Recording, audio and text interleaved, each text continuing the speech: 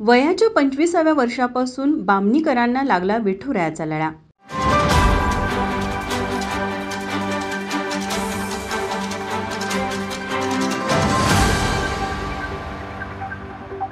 कोणताही सण उत्सव म्हटलं की प्रत्येकजण आपल्या धर्मानुसार आणि जातीनुसार आपापले सण उत्सव साजरे करत असतात। त्याचप्रमाणे आषाढी एकादशी निमित्त विठुरायाचं दर्शन घेण्यासाठी अनेक वारकरी पायी प्रवास करत पंढरीला जातात। काहींना पंढरपूरला जायला जमत नाही, ते प्रति पंढरपूर म्हणून ओळखल्या जाणाऱ्या नंदवाळला जातात। जाती धर्माला फाटा देत विठुरायाच्या भजनात आणि कीर्तनात तल्लीन होऊन वयाच्या 25व्या वर्षापासून भजनी मंडळात वेगवेगळ्या अभंगाच्या माध्यमातून अभंग म्हणणारे कागल तालुक्यातील बेनिग्रे येथे राहणारे बालूचांद बामणीकर हे गृहस्थ।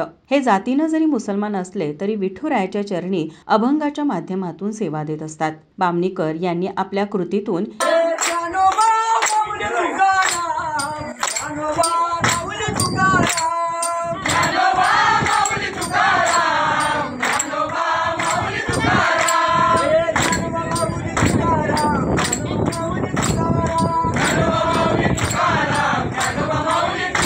माझे माहेर पंढरी आहे जीवने जाती, माझे माहेर पंढरी आहे जीवने जाती।